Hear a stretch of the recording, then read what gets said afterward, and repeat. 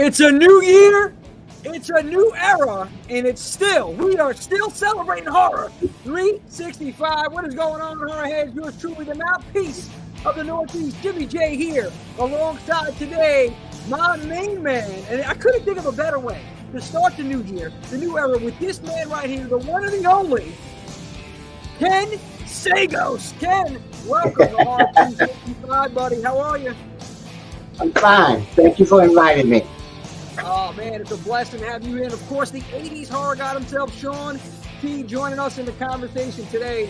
How you doing, Ken? I'm doing all right. How you doing, John? Good. Good to see you, my friend. Yes. Thank you, by the way. Hey, listen, thank you, Ken, for taking the time. You know, I'm excited about this. We've been talking about Socrates for a little bit, actually a long while now, and we're going to get into that. I know some fans are going to be jumping into conversation today to talk about some questions for you. Maurice just jumped in. Hey, what's up, buddy?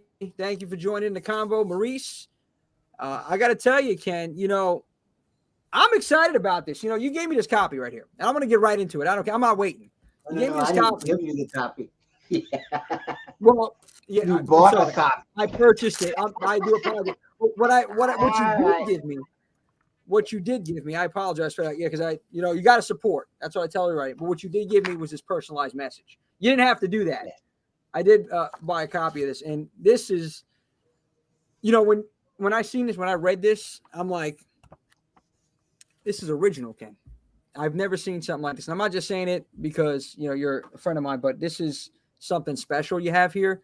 And I really want to see this come and turn into a featured length film. And I got to ask you, though, where did the concept come from? I wanted something fresh, and I wanted to bring something that everybody can relate to. And I think everybody can relate to nature, so everybody can relate to birds. And I grew up in the country, so I know a lot about birds. And, and then I was reading about the African gray parrot and how much of a genius, they are the genius among birds. And so, I just kept thinking, because I went to this pet store one time and there was this bird. And the bird it wasn't an African gray parrot, by the way, but it was this bird just looked at me as I walked back and forth. His head just turned. And then when I walked up to the bird, he just said, so I said, fuck you too. So, but I had a dream that night, that bird came after me. So I said, hey, this could be something that's very good. Now, first of all, I named my bird Socrates, right? But the original name was Sagoes with a Z as opposed to an S. Why is that? I don't know. I just named it Z. And it was a name in the Bible. Was it Zachary? So I wanted to give it some type of a name in the Bible. But then, I didn't want to piss everybody off, just a few of them. Hey, listen, if you're not pissing somebody or if you're doing something wrong, Ken, yeah, I'll tell you that. But yeah, it is an original concept, and I don't really want to spoil it. But we do have a treat for everybody to close the show tonight. We have one of the actors, Francis, in the short that's coming out, Socrates, that we're working on. He did a little interview, and we're going to drop that after the show concludes to show everybody that video. I also have some pictures, not too many, but I have pictures that we could drop from behind the scenes. A couple of pictures, if you're okay. If you're okay with that, I'm okay with that. Yeah. Okay, great. We'll drop it, here and there throughout the show. I want to give a shout out right now. We have Megan. What's going on, Megan? How are you? Thank you for jumping and tuning in. I want to tell everybody, please, teamwork makes the dream work, right, Ken? And to support each other, grab yourself a copy of this so you can see exactly what I'm talking about. When it comes to Socrates, go check out thesagoescompany.com. Ken got everything on there. There's different options, different plans or packages if you want to purchase it and help support everybody in the horror community, period. But this is what it's about. It's about teamwork, Ken. I'm waiting here because I did have a couple questions that people had emailed me with in regards to Nightmare. But I guess to answer somebody's question, hold on right here. I I got mean, through email. let's talk about Nightmare because it was Yeah, Nightmare that helped me parlay this into something fresh. Because if you're like me and like everybody that I meet, they're tired. They're tired of seeing remakes. They're tired of yeah. seeing ripoffs. So I want to give them something that has the old school and the new school together. And I think Socrates is the perfect example of that. It's the perfect example. Yeah, that's something that we need is fresh original content. And I feel like let me ask 100%. you this question. And both of you, I'll ask both of you this question. Do you think right now we're getting that? Do you think we're getting that in this decade? Like, because I've seen some original concepts and films that are out there. For instance, one most recent was the Thanksgiving film, Eli Roth. Original slasher. There's a big buzz with Terrifier out there now. Do you think that we're getting that resurgence of original horror content right now, like we did in the 80s? I think we're getting a little bit of it, but I don't think we're getting too much of a variety of the different types of horror. Like I think the 80s they had a lot of good horror that you could look at different types of horror, but yet it was horror. And there's the slasher and stuff like that. And some people just don't want to go that far. And so what I try to do is pattern Socrates after a lot of other movies from the 70s. And in my way, I'm giving homage also to Alfred Hitchcock, to Wes Craven, to the great William Marshall who played Blackula. And so I want to bring all those elements in there together. And so that if people don't know, I was a writer before I was an actor. I was actually a staff writer, and I'm telling my age now, for the last year of Laverne and Shirley and Happy Days. So I did those shows. So, but the script that I won my cable Emmy was a drama, which was the Disney Channel on Promised Land.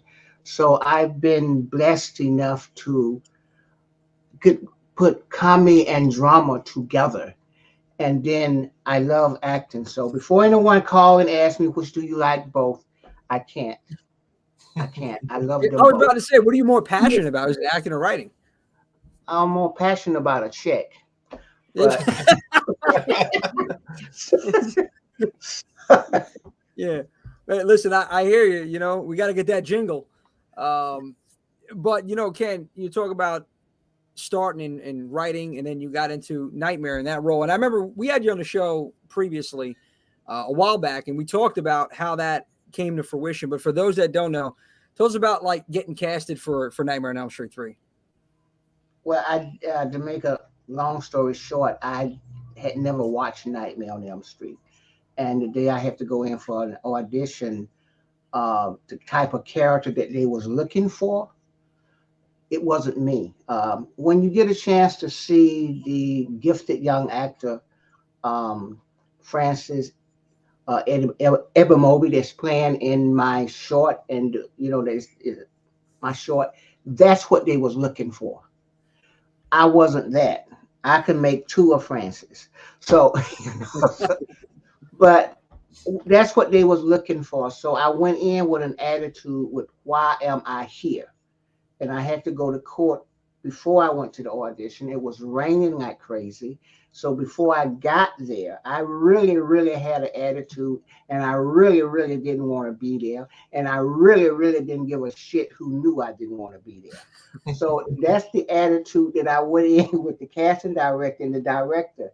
And fortunately enough, they thought I was acting. So, and so by the time I got home, I I don't know had how you got the role because Kincaid don't have an attitude at all. yeah. Yeah. So it was, I think I went in and I gave it my best with the attitude that I had. And I think that's what the other actors they went in to show their body. I knew I didn't have a body, so I went in to show my attitude within the confines of the script, you know.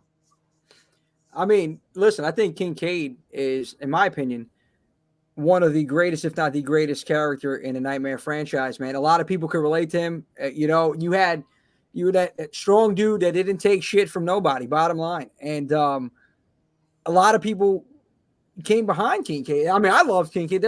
You are the guy that got me hooked on Nightmare, to be honest. The first film I seen Nightmare was Dream Warriors. And I'm like, wow, this guy's badass, and I love that, man. I love that about your character. But like you said, man, you were having a bad day and you just walked in there and these guys are like, wow, he's good, but you weren't reading the script. You were just telling how you felt. I mean, I knew the script. I had a chance to look over it on that 3 bus rides to the audition. So I knew it, but actually Nightmare on Elm Street, he was originally written for a white actor. So but Wes Craven and I believe Chuck Russell decided to open it up, and that's where I came in at. And and I'm grateful to that, because what they did is made history. It made me the first African American to survive an international horror film and return for a sequel. And I'm great. I did not know at the time what Kincaid meant, and I appreciate it, because I still get messages from fans all over the world. And matter of fact, in Taiwan, at one time there was a Kincaid fan club. So Really? In yes, Taiwan? Taiwan. I've told you multiple times when I've talked with you at conventions that Kincaid is 100% my favorite character out of all the Nightmare films, no question, hands down. Thank you. I appreciate that. I appreciate that. And I think, and a lot of times, if I always have to say this, I always have to give appreciation to the fans, because I am who I am because of you. So I thank you. So whoever come and see this, I do give thanks for that.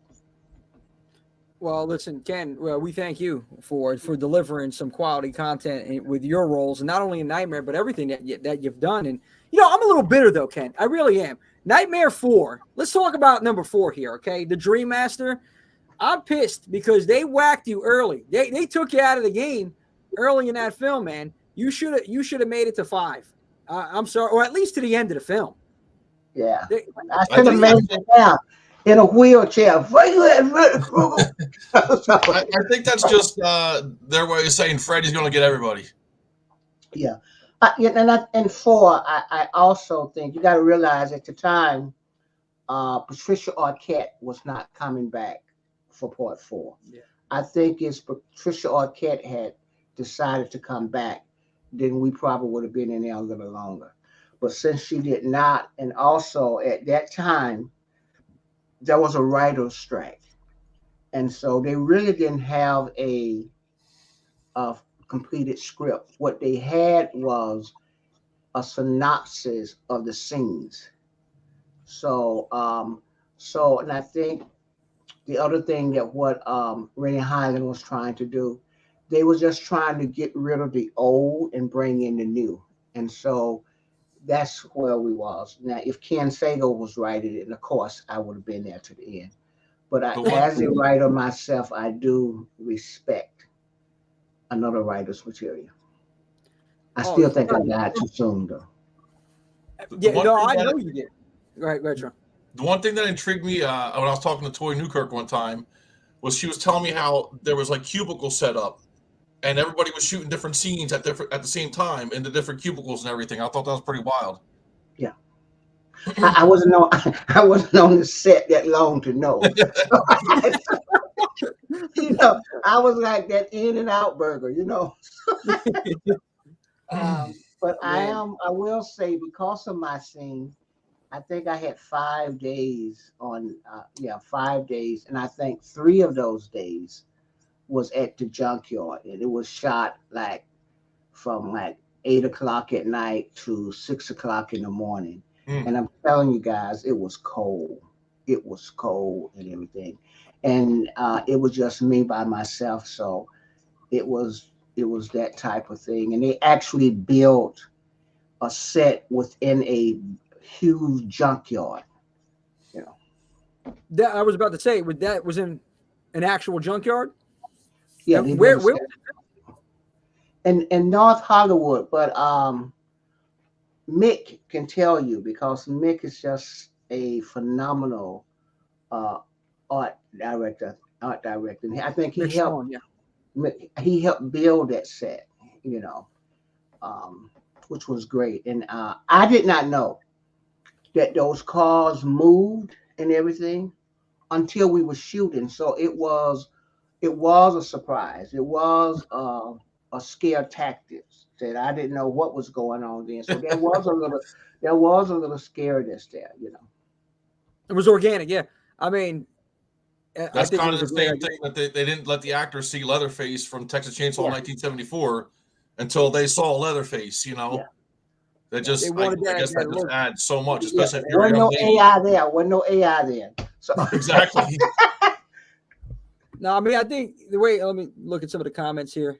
Marie, shout out, yeah, Kincaid is legendary. Tony, shout out to Tony Massari. So Tony wanted to quote one of your lines, Ken. Great, now it's my dick that's killing me. Excuse me, I said it. You gotta young people watch it. They took you out early in the junkyard, and then Joey died from a killer wet dream after that. I think you guys should have just really at least made it to the end of the film, and then obviously the new cast would have took over and into part 5. But were there any memories, Ken, that you had from behind the scenes from shooting either 3 or 4 that you want to share with us? um, you know, in 3, I heard, and I was in the video, that there was a lot of stuff going on, but I actually don't remember any of it. The only thing that I remember is that one of the, I think it was the line producer, when we were shooting the Dunyon, that the hail, Freddy's hail, Yeah. um, he called everybody into this hot room where he had built it. And he walked up to the very top of the stairs. And I just remember him saying that the buck stops here. And that's when I heard that there was a lot of stuff that was going on. I didn't know anything Mm. about it. So, because at the time I was a young actor that was always trying to write something. So once I finished my scenes, I went back to that box that they had in the dressing room and would just write. You know, So what now? I'm curious. What kind of stuff can you elaborate on that? what you mean stuff? You said there was some stuff. There was a lot of stuff going on. No, he said he What, didn't know because he was busy writing. So he just oh, okay. yeah. I don't know. I understand there was some stuff, some misunderstandings and stuff. I never was privileged to be in the middle of that. I was never on that lane, in that lane or anything, and that really is the honest truth. So I found out later. When I found out there was so much that was supposed to have been going on in Nightmare 3, I found that out through that documentary. What's that documentary called? Yeah. Oh yeah, Never Sleep Again. I believe it was Never Sleep 20. Again. That's why I found out a lot of stuff that was going on. Because also at the time I was auditioning for a role on Roger Rabbit. Oh man, it was the movie that Who Framed Roger Rabbit. Yeah, Who Framed Yeah. Roger Rabbit. Yeah. I didn't get it, but I was like, got back because I think it was my voice, but Oh man, that would have been great to see you in that one. Yeah, those I were, got a kind of off the path here kind of question I've been curious about. You were on an episode of It's Always Sunny in Philadelphia. Now, yeah. the thing I'm curious about is I don't know how well you interacted with those guys, but or how much you interact with those guys, but they always seem to have guest stars from horror. They had Courtney Gaines. They had I don't remember the actor's name, but he's from the remake of Friday the 13th. There's more. I just don't remember everybody. But are they like huge horror fans at Cast, or like? I What's think they are. I yeah? think they are. They, they called me back for another role that they was doing in another pilot. So I don't know them, but I'm glad they know me. So It just they always every time, like I said, they had Courtney Gaines from Children of the Corn, and I know there's more. I just can't think of them off the top of my head. So I always wanted to ask that question to somebody who's actually took part in that. that was another thing. I had not watched their show before, and I didn't know it when I went in there, and they thought I was doing stand up because I did used to do stand up too. So I can see that. Yeah. yeah. So I'd love to see that. Yeah, I mean, nah, when you do stand up, once I did the Apollo twice. Nice. And so once I didn't get booed, that was a wrap for me. Wrap. Hey, Mike, what's up? Mike Keller joining in. What's up, buddy? So stand up. Would you do a stand up maybe opening for Cat Williams? No. No. I don't know if you No, not because I think Cat Williams is a genius, and I know you're trying to allude to that conversation that Cat Williams had, but yeah, I was around when a lot of those guys was up there. They were stand up comics. I was just standing up. So you still got it. There it is. so but I understand what he meant about stealing the jokes, but some of those jokes that I don't think that they were stealing them. I just think that those was jokes that had been recycled to a generation before us, and you put something on it. So I really, really don't give that much time. I'm at the age now, I really don't have time to be trying to deal with that. So, but I think Cat Williams is a genius. If he called me and said, I want you to do it, I ain't gonna say I wouldn't think about it, but I don't think back when I was doing stand up, I always said that I wasn't opening for, let's say, Cat Williams. I would say my time is limited, so he's closing for me. So that's how I always saw it. No, I hear you, Ken. I honestly, that's something that maybe we can explore if we ever have. No, we can't. No, not even like an event, like a 10-minute bit. No, what? Okay, 10-minute bit. Maybe at an event we can. Maybe if we get something going with Socrates, maybe throw a 10-minute little bit up there. You still got it, Ken. I know that. You are a good manager. You will be somebody's good manager. That's what you're a good manager. You be having a sore eye from kicking your ass off, but you're a good manager. Because you don't understand no. Yeah, I know. You're right, man. You always want to take that O and no and put it in front of it and say it's on. So exactly. I try to flip it. Just flip the, O comes before N. But you want to know something for real? That's what we need. I think that's what I needed, because I was always content with what I had. And so, and maybe if I had someone that was on my back, I think I would be much further, Not that I'm complaining about who I am. Well, Ken, hold on. If I can come to the screen, I'll jump. I got you, man. Come on, Ken. We got to do this. Let's go. We got to get you on the stand-up bit. We got to get what he would do. You say, I got you, man. Oh, what are you? Oh, kid. We got, let's see, Robert Booth chiming in here. What's up, Rob? How are you? Johnny Sparks, another team member. I appreciate you, John. He says, great to see Ken and the Horror 365 crew. Michael Keller, what's up, buddy? He says, King K, please. That's very unnerving. That's shout out to Mike. I appreciate you guys jumping in. Ken, let me ask you, out of everything that you've done in your career, what are you most proud of?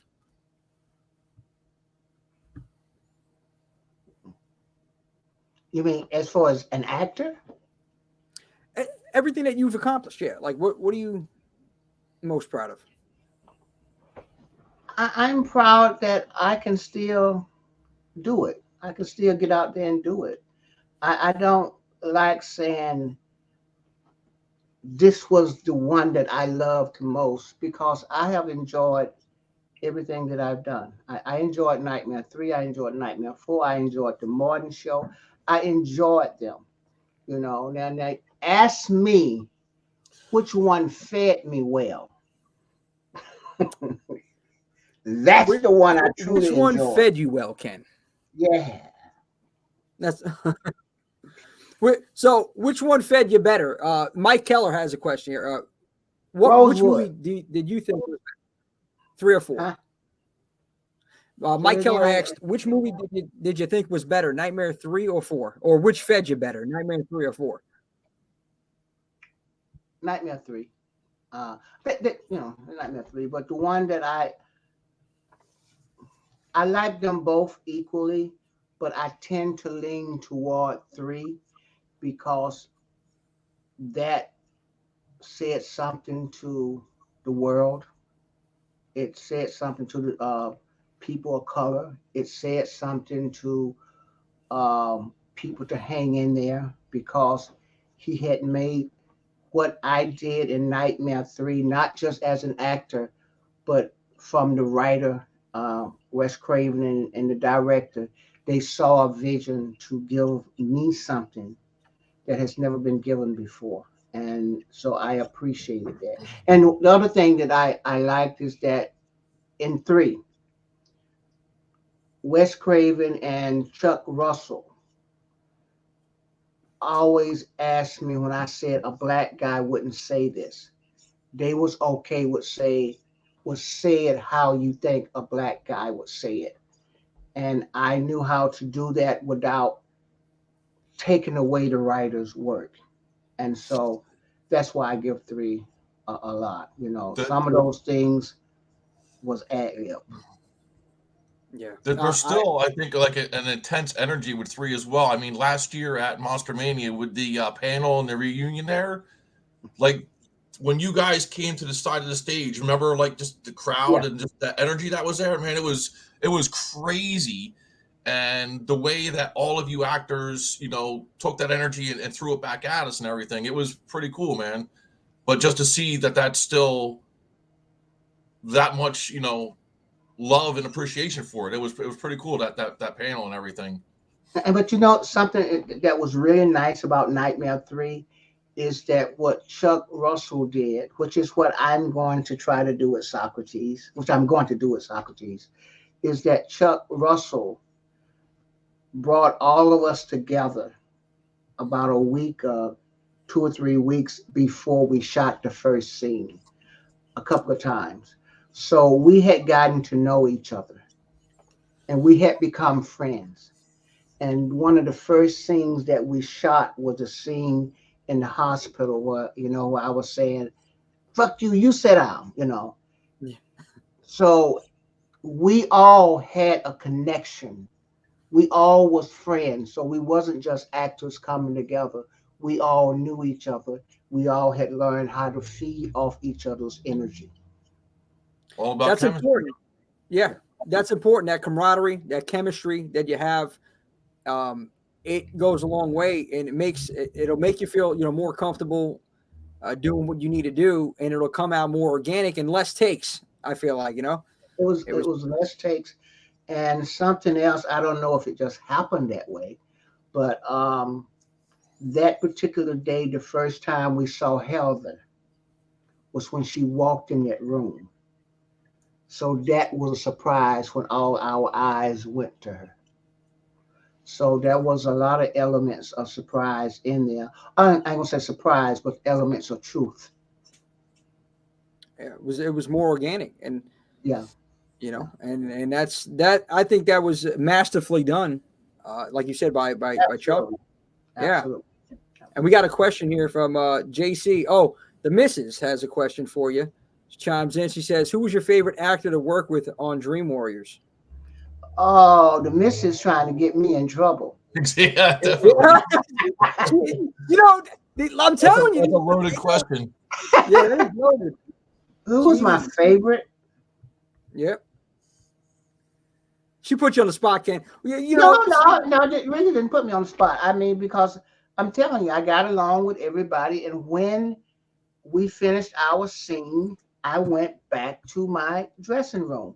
But if I had to say who we latched on to together was Rodney Eastman, because because we went to 4 together, and but when we got to 4, Patricia Arquette wasn't there. It was Tuesday night. And just to set the record straight, when we went before, it was Tuesday night that came to us and welcomed us to the show and treated us like we was the ambassadors. And so that's why I always will have a lot of love and respect for her. Just a classy lady. She she had to take a role from Patricia Arquette, who did a magnificent job at Kristen, and then she had to step in and be an actor and to be able to get people to see her as Kristen. And damn it, she did it. Yeah, that's what I was about to say. That takes a lot because going from Patricia Arquette as Kristen was the main character, and now you have to transfer that role, that responsibility to another young lady. And Tuesday definitely delivered. I felt like in part 4. So, shout out to her. Great job on that. Michael Keller writes in, it was the greatest theme song in any horror film. Dream Warriors. I agree with that too. Docking, lighting up with that. No question about it. No question about it. And we got Steve, another Horror 365 family member. Tease is joining us. Steve, welcome. Hi. Up, Steve? Yeah, I just wanted to hop in, say hello. Say hello to Ken. We're all big fans. Yeah, you know what I'm liking is that I'm looking at all you all in the background and your horror. I don't see no nightmare shit. Actually, you're I can't figure out how to. But this door that's over here. Hold on. Oh, yeah, that's holding it up. Your autograph is on the back of that door. If that door was shut, your autograph is there. We come prepared. This is. And I got this the was a plan. There, I mean, look, I got Nightmare 3 in the background playing, and you're being represented. I'm looking at about what's next, baby. I'm talking about Socrates. So this is this is what I'm talking. So yeah. There it is. Look. So, and as much as Ken, as much as I love you in Nightmare 3 and 4, and as much as I love talking about Nightmare 3 and 4, honestly, I want to talk about Socrates. I want to switch gears a little bit here, only because I feel like the people that are tuning in, they really need to understand what this is about. And in order to understand it, in order to understand why I'm praising this right now and the story, you have to read it. In order to read it, you have to go to the sagoscompany.com and get a copy. It's affordable.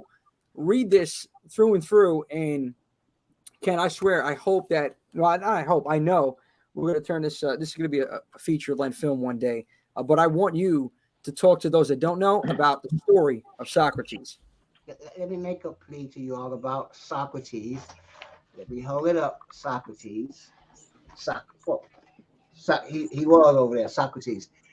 Socrates is the story of a African gray parrot that was been cursed since the days of slavery. When a voodoo king's son was captured and brought to America, he put a spell on his son's pet bird and sent him to watch over his son. So centuries passed, and it watched over all the evil from time to time. Now, when it came down to 1,000 of years later, the guardian of Socrates saw that it was getting evil because it was being filled with all that animosity and hatred and stuff. So he killed the bird, which was like his son, and buried it. Fast forward to now, is that some college students working on their dissertation stumbled across a folklore which they thought was a joke, and they dug him up and released Socrates, which is the amalgam of evil. Now, Socrates talk, he can reason, he can do everything, and I'm doing the voice of Socrates. Gotta got me, gotta got me, you know.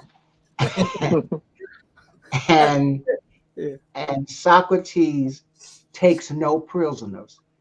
When he gets angry, his claws grow like razors. That's a tribute to Nightmare on Elm Street.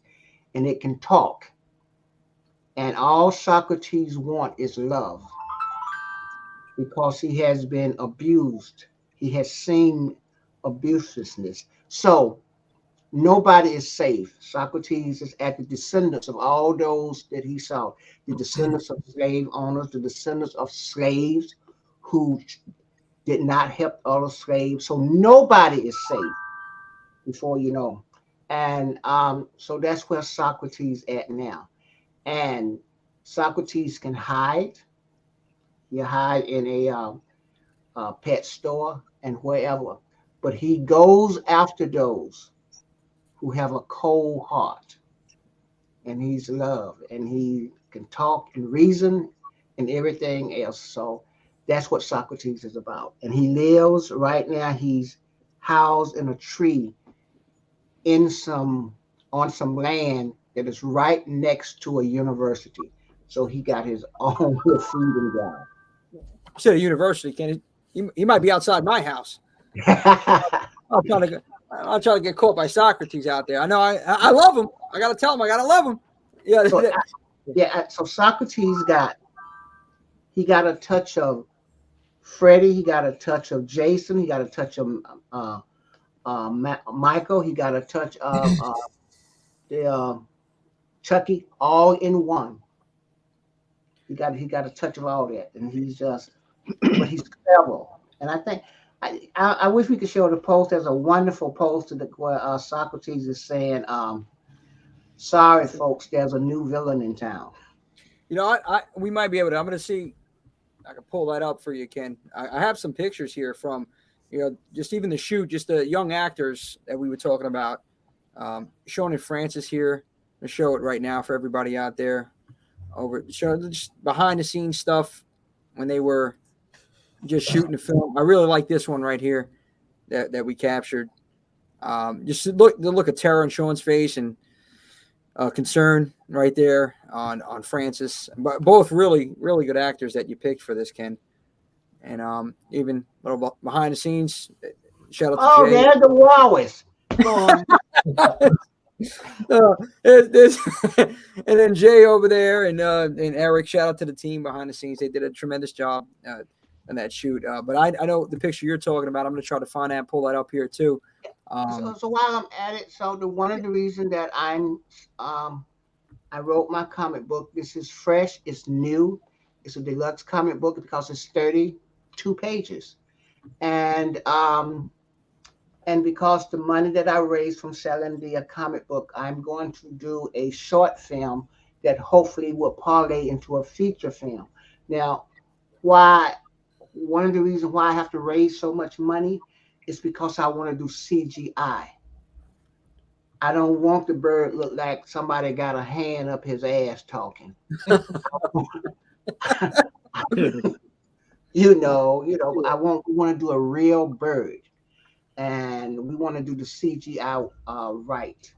And so we just did a teaser. We've all flew to Allentown, Pennsylvania, in the woods, where we had access to almost 80 acres of land to shoot this. And we shot this, and it was in September. It was cold. It was rainy. So Socrates is going to be great. There's a poster of the cover. There's a poster of the back. This is a poster. The artwork is very nice inside, And if you just buy the comic book, I will sign it and send it to you. You can buy the posters. There's a deal, wonderful deal, and you can't go wrong. Now, for the first 100 who buy the comic book, I'm going to sign this here bronze parrot of Socrates. I'm going to sign it right here.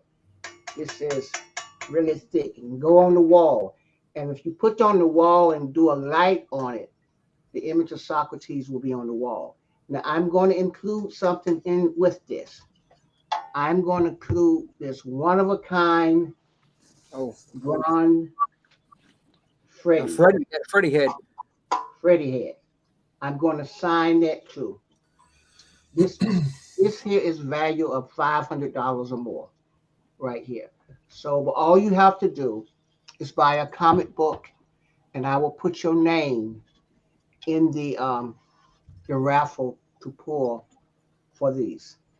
And I So was first 100 people that purchase a comic book, their name is going into the raffle, and then we could draw it live on Horror 365. I'll draw it live on Facebook, and Ken, you're going to sign that for them, and then we'll ship it out to them.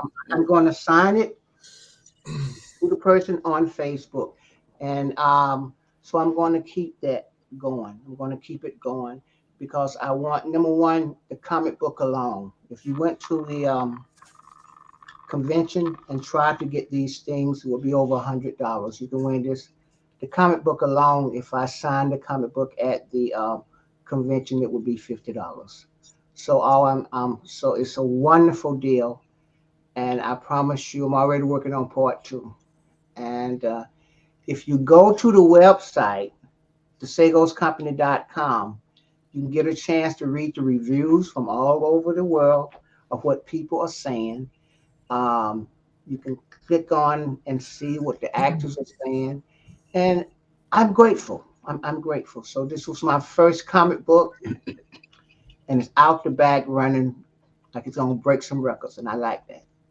And I have right now I have a wonderful team behind me, so I'm not going to give you I'm not going to give you anything that's shady. This is going to be a true horror film with a story. That's the most important thing, story, because what I read, it has substance, and what you just explained about Socrates, there's substance to it. So it's not just a hack 'em slasher, with not much substance to it. There's a story in here, and that's what. And I patterned this here to write this story and to shoot this film after the Dream Warriors, because all those young actors, all of us at the time, we was no names, but we was good actors. I have put together an exceptional team. You've seen two of them, an exceptional team that each one of these young people that I have can clearly and easily star in their own film by themselves. But right now, I got them all together, while I can get them to do what I want to do without them having. I can call them now, and a year from now, I have to call their agent. Yeah. Listen, I actually had a quick question about just the storytelling process. What made you want to go directly to a comic book, and how long did this process take for you to get to the finishing point after you had all this inspiration? The comic book, or Yeah, just the stories? yeah. From creating the story to the finished product. The Like, first thing that I wrote was the feature film. I wrote a Okay. feature film first, and the reason that I say that is because back in the days when I was really out there, I didn't drink, I didn't do drugs, anything. My cocaine was writing, and so I have written close to 50 scripts now, and Wow. I have my own little library. I have a western, I have comedy, I have all of that, and so this process here, I guess when I came up with the story, um, it may have taken. I wrote the screenplay. The feature film. I'm going to say in about 2 or 3 months, and then I wrote a short film. Once I wrote the feature film, I could pull from that. The Sure. comic book. The comic book was probably the most difficult one because the comic book deals with a lot of vision. You have to see stuff, Sure. and I'm a writer, so you don't want to write too much because ain't nobody got they'll tell you, man, I ain't gonna read. I want to see pictures and stuff. So so I'm going to say it took me about a year to 2 years to get all of that together. But then like I said, I didn't want to do it cheesy. I didn't want the bird to look like fake. I want something real. And so I'm going to start off with the comic book. But I believe that I owe you, the fans, to give you something with substance, to give you something that you can talk about, to give you something that you will put in a bag and it will be valuable, that you know that you can put on your wall. My dream is that one day I'm gonna see Socrates on them walls back there. And that's what I want to do, is to make something that not just myself, but you can be proud of. You know, in so many ways, this story that I'm doing, because this is the new beginning of it, is that you all are helping me get something out of there. So that's what I'm asking for, you know, and I don't want to give you nothing cheesy. So No, I appreciate that, Ken. Really, and it's not like I said. You said your cocaine was writing. Cocaine, one hell of a drug, man. I'm telling you, got to read it. Rick James said that best, but yeah, guys, I can't express it enough. Like Ken, you were talking about the pictures. I found them. I have them right here. So I was trying to find it. It's the one picture you were referring to, right there. Well, there it is. Sorry, folks. There's a new terror in town, and it's obviously Heather Langenkamp, yourself, and Patricia Arquette there. And yeah, I got this other poster here. We could show. yeah, do you have the full poster? Show them the full poster. Yeah, this is not I don't have the full poster. That's the other one that was an What? option. They can still get that one. Yeah, this is the one by Mr. Corey Kaufman had designed this one. I have to get the poster, the full poster. I got to get that one up here too. Trying to find a good file because the file I had was blurry. I want to post that one. But yeah, if you go to sagoscompany.com, you'll see everything on there. All the posters are up there to choose. But now, Ken, I know we were talking a little bit behind the scenes. So when do you think, as far as filming with the short goes, projected maybe time of release? I would like to raise the money and shoot the short film by the end of, let's say, September, sometime around September. And so, you know, I'm trying to get two known actors to do a cameo in it, you know. So, I really want, I think the fans deserve something. If I'm asking you for your money, I want to be able to ask you and be able to give you something that you can say it was worthy of it. Yeah. And that's what I want to do. I mean, the lady that sent me this here, it was a fan because she read the comic book and she sent me this. So a fan sent that into you, that bird. Yeah, I fan lost sent you. this to me. Let me see. Tell me that little It's static. life size of Socrates. Wow. Yeah, that's incredible, man. Yeah. You can knock somebody in the head with that thing. I'm just like, yeah. Wow, man. Yeah. See, but that's goes to show you the horror community too. You know, when you're doing something positive and you have something that they know is substance, they're gonna all jump in. It's like, it's a team effort, I feel like, and that's why I love horror fans and the community itself, man. Everybody comes together. Somebody doing something positive and tries to help create something special, and that's what you have going on here. And I'm excited for it. I really, I want to help as much as I can. I know the team. I can speak on the team's behalf as well. So any way that we can help, spread awareness, grow awareness to it, and help support. I know, I already purchased a comic. I know some of the team members are on it as well, and that's what we're trying to encourage. Help support your first 100 people in a raffle, and then we're there. Keep it moving. Yeah. Steve, I thought you were talking. I'm sorry if I jumped over you. Oh no, I just I just wanted to jump in and just get a little bit of a timeline on just your inspiration and what built up to this moment, right?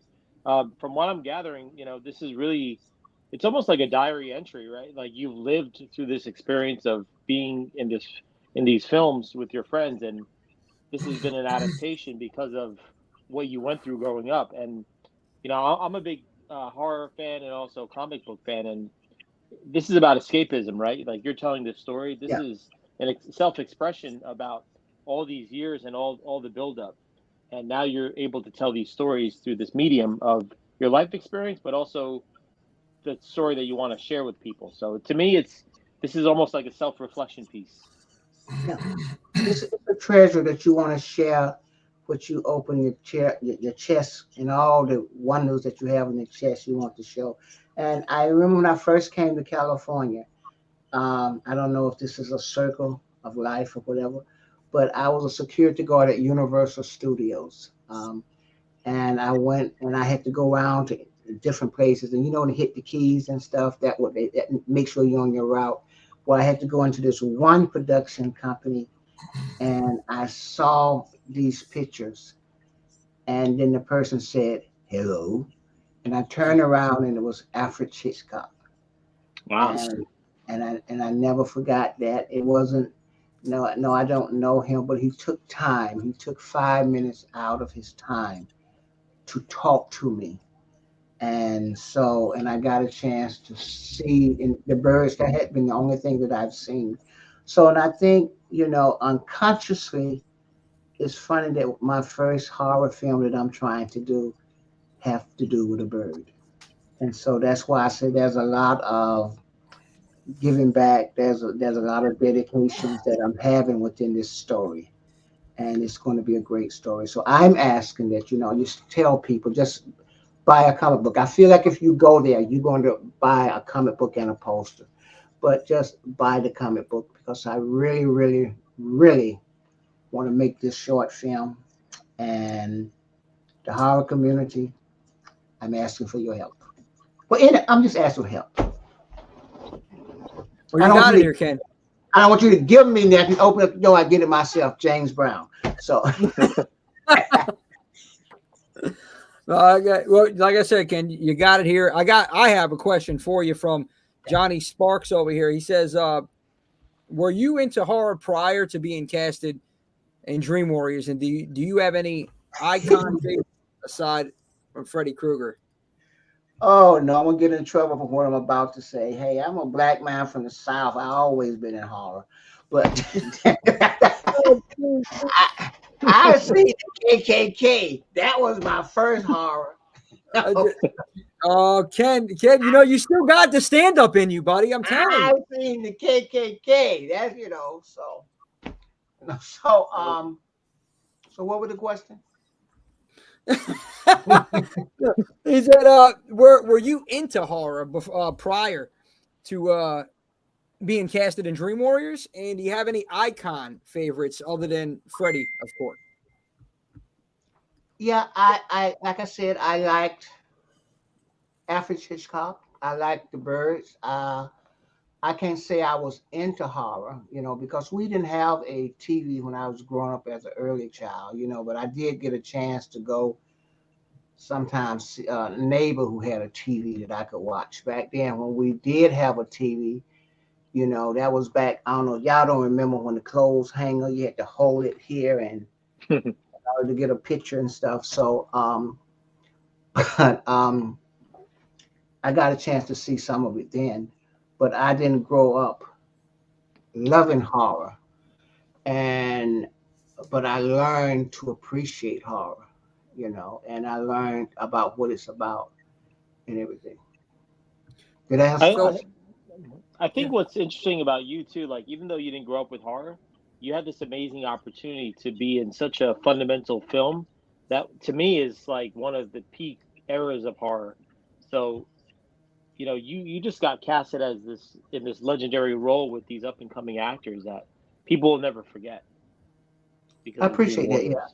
I For think sure. it Like was. me, like I felt like I grew up with you. Like I grew up on '80s horror, but you're a piece of my childhood because when I first started watching it, you were one of the first heroic kids out of Elm Street that was able to actually go up against Freddy. That didn't really happen until personas like you. Yeah. So you were kind of like a superhero-esque character, in the early in the series. So you'll never be, that role will never be forgotten because in that whole Dream Warriors, that's what makes it so evergreen. It's always going to just be preserved because you guys have that sense of escapism, and you were that first guy that showed up and you embodied who you wanted to be.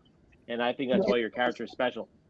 Yeah, and I think also to add with that is that Kincaid, um, he had something that everybody could relate to. The rest of them, other than Joey, they wanted. He had his magic and all of that, but Kincaid just he dreamed for strength, something that everybody can get. If they just believe. And when you pushed him to the corner, he was gonna fight back, and I think that's what he was. He was fighting back, and so and Kincaid. I guess when I look back at it, he was a role that everybody could relate to all over the world. It crossed nationalities, it crossed languages and everything, and that was what I think that Kincaid was. I did not know that then.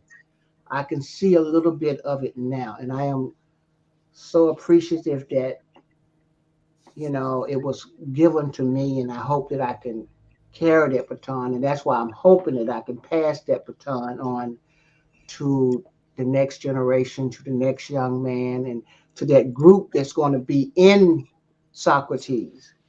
They are my dream warriors. They're going to be the new dream warriors and everything, and that's what I'm hoping that I can do, and that's why I want to let you know that this is going to be a good one, because I'm pulling off the energy of of Nightmare on Elm, the Dream Warriors, the Dream Channel. Master, Freddy, and all of them. I mean, all Nightmare, Halloween, and all of them, because I got into them. And as a writer who wrote comedy and who wrote drama, I can put the comedy in there for the drama. Not only did Kincaid break down walls, but Ken, you broke down walls, man, with your role. Incredible, seriously. And speaking of, you cross over a little bit with Halloween. I got a question here. Maurice says, could we ever see Kincaid in a Friday the 13th film? I I hope so, because you want to know something? I came to Los Angeles on Friday the 13th, and I had $113 in my pocket. I remember it well. I Really? came, So, wouldn't it be like full circle? yeah. Now you'll still have 113 in your pocket, but maybe. No. Come on, I can do a little stand up now. No, I just got $13 in my pocket now. So, How do you beat? How do you go down? How do you drop? Come on, Kay. No, but hey, you gotta pay bills. Yeah. bills, man, money, bills keep getting higher, pay keeps getting lower. We're staying the same. I hear you on that. But listen, the possibilities are endless, especially if they have like a Friday the 13th, they're rebooting. They're talking about a series. I don't even know if that's going to come to fruition or not. But yeah, why not? Why not have a crossover?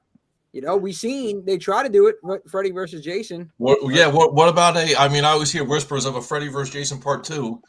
What about a resurrection of Kincaid in the second spring of that? Come on. Okay. That'd be All, you bad. have, all Fred have to do is show me a piece of a ham. Hey. But and I thought about writing it. I always said they was talking about doing. Well, they are. They are talking about doing a Dream Warriors remake, and it is my thought was that if they do a Dream Warriors remake, then why not make all the Dream Warriors the parents of the kids, and that would be a wonderful cameo and a wonderful story. Absolutely. Oh, I love that. Yeah. Somebody got to get somebody on the phone quick. Ken, you got to start, unless you already have that script somewhere. You said you've been writing something. That'll be a killer story right there. And I got a question here also from Tony Tony Massari says 2 questions to Ken. How did they do the floating metal door, and how did they do the mirrors that Freddie was pulling you into in Dream Warriors? What floating metal door? He said the floating metal door, and I know the mirrors he's referring to obviously at the end Yeah, of the the movie. mirrors when they was pulling us through it. All I know is that when we was shooting that scene, it wasn't mirrors there. It was just a image that they was pulling. We were just in front of it. They was pulling us through it, and I think they came back and did some special effects. The one thing that I would say about Nightmare 3 is that they had a lot of really nice special effects. Is They really did the snake Yeah, and everything. They had a lot of really nice special effects there, you know. So I don't. All I know as an actor is that we had to pretend that stuff was there, and they yeah, would come back in later and put the stuff in there. I remember when they had that ball that went around when we were doing the ball, we had to pretend that it was there. And that's the one thing that I will say that Nightmare on Elm Street, it helped me as an actor because, like I said, by pretending that stuff was there and we had to focus on certain things, it helped us out a lot. Now we would pretend this stuff was there, that we was looking at it, and then they will come back later and put what was we supposed to be looking at in front of us. Yeah. yeah. And some of you go back and you see where Freddie is holding me up. We Yeah, were yeah, you standing on something? yeah, you know, if you look, you never see me a long shot. They shot me. It was one of those things that swing that comes up like this here, and I was on that. That's what I was on. Imagine you would have. Oh man, if you would have slipped off of that, man. No, No, yeah. Okay. So, all right, the missus just answered the question about the sliding, the door here. So he was referring to the metal door. Hold on, I'm trying to get it here. The metal door that was floating in the air. Okay, yeah, the steps that you had to go down to get Joey when the metal door came on frame. I think it was like probably computerized. I'm assuming. yeah, Uh, that wasn't there. That came afterwards. yeah. That came Okay. afterwards. Yeah. Yeah, but you're right. They did have a lot of special effects in the film, practical and obviously computerized effects. But you can tell, man, like the difference in the films. Like you go from the first two, obviously the original is the OG. Everybody loves, 1984. 2 went very dark. It was like more creepy, more horror, I guess, in that. And then Freddy literally was in prime time. I felt like with 3, with all you guys. And Steve brought out a point. Like it's true, man. Like characters like Kincaid, that's really what changed the game. Nobody fought back against this man until Dream Warriors. You guys coming together like the Avengers, and then we're gonna stop this guy. We're gonna put. Yeah, he may take out 1 or 2 of us, but he's not taking out all of us. We come together collectively, and that's it. Without a fight. Without a fight. Yeah, and you know what? This is what we're talking about. We're fighting here. We're coming together collectively here to help you project right here, Socrates, come to fruition. Ken, again, we spoke about. I have another sidetrack here. Question. I have a surprise for you, Ken. Maurice has a surprise for you. He says, my Friday the 13th fan film, Escape from Hell, Friday the 13th fan film, features Kincaid as a grandfather and having a scene going head on with Jason. So Kincaid's a grandfather, and he has a scene. Listen, Grandpa Kincaid is fighting Jason. Well, I am a grandfather in real life, so. Well, listen, yeah, you know what? Ken, you have a lot of children, though. Yeah, so for people who don't know, I started a nonprofit organization, the Giving Back Corporation, in 1997, and I pay for kids' books when they go to college, and I send kids to summer camp, and I buy Christmas toys for kids. All the things that I did not have when I was a child, I promised God that I was going to get to a level that I would give back. So that's what I do. And so far, I have been instrumental in helping more than 1,000 kids through college, and some of them are doctors now, some of them are lawyers, some of them are teachers, all over the United States. And and that's what I enjoy. As a matter of fact, whenever I do the conventions, 80% of my commission goes to the inner city kids in my nonprofit. Oh, wow. Yeah, I remember we were talking about the Giving Back Corporation as well, and they can find that. They can find links to that as well on the sagoscompany.com if Yeah, anybody's interested. Yeah, sagoscompany.com, but we're talking about Socrates right now. yeah, no, I got you. Yeah, no, we're back on track here. I got to ask you though, Ken, before we get into this again, Socrates. One question I had for you: what advice would you right now, Ken Sagoes 2024, give Ken Sagoes 1987? One piece of advice. Be patient. Be patient and study. It's going to come. It's going. I don't know what your belief. I know what my belief is that when you wake up in the morning, you have a chance to finish what you started yesterday, or you have a chance to start something new today. And so that's what you just have to do. I mean, I try to live my life now, that I want to be able to say I'm still fresh. And as long as you got something that you got to do, you always have a young heart. And I would like to feel that I have a young heart with an old soul. And I am connected to my history. And I appreciate the gift of friends. F don't always mean fuck. F can also mean family, friends, and fans.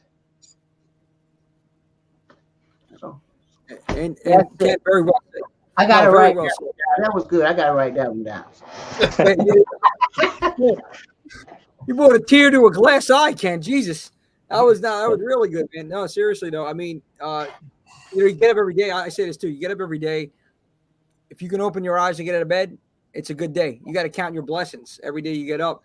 And you know what I started doing is I started living for today. We always think about, what we got to do next week, what we got to do 2 weeks after that, or we're living in the past and, why did this happen? Why did that?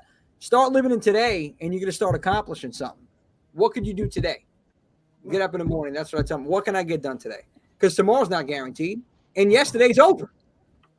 This is what we're doing. We're living for today, and today we're talking to Mr. Ken Sagoes with my main guys right here, 80s horror guy Sean T. Teases. I'm blessed to be here, and I'm telling you, I'm blessed to talk about Socrates, and we need to, guys, horror heads out there watching this right now, I'm telling you, I'm pushing this because I believe in this. Not because Ken's a friend or because Ken's paying me under the table. He's not. I swear he's not. It's because I seriously, no, truly, honestly believe in this story. It's original concept. It's deep.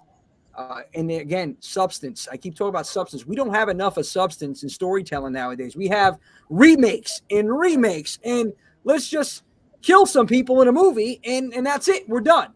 No, I want a story, damn it. Ken is telling a story here. And I can't. Guys, I want to go independent and the reason that I want to do it independently is because once you give it to the studios or give it to the big head, they change the story. They don't care about the story. They don't care what you like. They just change the story and call it horror and just go out there and do it. I want to do a story. And I want to do a story with a touch of the old school and the new school and an original story. And so that's where it is. So, when we hang up, I hope that I can go and see what someone bought some books today. And we will continue to do that. I continue to appreciate you for what you're doing for me and what you mean to me. I'm here again. I am here because of you. If I'm up on a pedestal, it's because you are the wind beneath my wings, and I understand that. Well, We appreciate. I know I can speak on everybody's behalf. We appreciate that, Ken, and we appreciate you. I want to give also the floor, Sean and Steve, if there's any other questions you have for Ken before we wrap it up. And I'm going to show everybody this video with Francis to close the show out. But if you guys have anything for Ken, the floor is yours, guys. I don't know. I'm excited to venture out and read it. After the show, I'm hopping on myself. I'm going to check it out, and hopefully we can all have a collective follow-up after and all reflect on it and share our experience from your words. And I hope we can do that soon. Thank you. We will. I'll be there. You got my word. Thank you. I don't have anything else. Just as always, a pleasure to talk with you, Ken. Yeah. I'm going to get you a new hat called Socrates. Sounds good. I need a new hat. Yes. Listen, I think that's a great idea, Steve. Why don't we have a follow-up show? Sure. Why don't we have Francis? Yeah. So have the actors on again. We didn't talk enough about them, but I think it's great that we did it. Not to say it like that, but because I want them to be on to talk about their role and everything that they were going through to get into that character and what Socrates means to them. I feel like having Francis on is important. Sean, even if he wants to come on, Ken, whoever you want on from the team from Socrates, I think that's something that we should make happen. I'm coming to your house. All I heard is you're coming to the house. I take whoever you ask on because I'm coming to your house. Okay, well, that's it. You're here. I'll tell the missus probably still tuning in. She'll have to cook something and chef something up. You guys are more than welcome to come on over You only have to cook for me. You hear that? I think she can hear me from there. And said you don't have to cook. All right. She says it's even better. We'll order out. No, great. Listen, you're always more than welcome, Ken. And I really want to get everybody on here, talk about this. Once we get to the 100, I think once we get to the 100 and we do the raffle, let's get everybody on here. Let's talk about it. Leah, let's get everybody on here to talk about Socrates. Get Francis, get Jay. A big shout out to Jay, Eric as well behind the scenes, and his lovely wife. I'm bad with names. I'm so sorry. Gigi. Gigi, yes, Gigi. Can't forget Gigi. Gigi and Eric, awesome. I love being on set with them. They were just amazing. And like I said, I think that's a great incentive. Let's try to make a small goal of 100 sales, and as a little unlocked reward, let's after we all read it, let's do another live stream, and we'll get more people involved. Let's do it. Yes, let's do that. Let's do the road to 100 sales. Let's all team up and we'll get there. We'll do that. I appreciate that. We're gonna do Sure. that. Okay, that sounds like a plan. Ken, thank you, man. If there's any last words, if you have anything last words to say, the floor is yours, Ken. Last word is you gotta love me. I love it. I was waiting for it. I love me. That bird, man. I love me. All right, awesome. Thanks, Ken. Well, we do love you, and I do appreciate each and every one of the horror heads out there. It's been an amazing episode. Thank you all for tuning in as we close out with Docking in the background. Nothing better. Dream Warriors. We're making this dream come true. We're going to see you once we hit that 100. Socrates, thank you for tuning in. Welcome to the new era, the new year, Horror 365, and we're still celebrating Horror 365. We're going to see you next week. But wait, don't go away. We have an exclusive for you right now coming. Take a look at this interview. Hi, my name is Francis Sierra Moby, and I'm playing Ahmad in Socrates. So Ahmad is this college kid who, with a bunch of his friends, they dig up this urban myth they presume is, and it turns out to be something that is bigger than what they could ever expect. And Ahmad is kind of, I guess you could say, the leader of the group, and he's the protector of the group, and he looks out for everyone in the group. And especially with this situation, what they dug up, man, he definitely has to protect, let's say that much.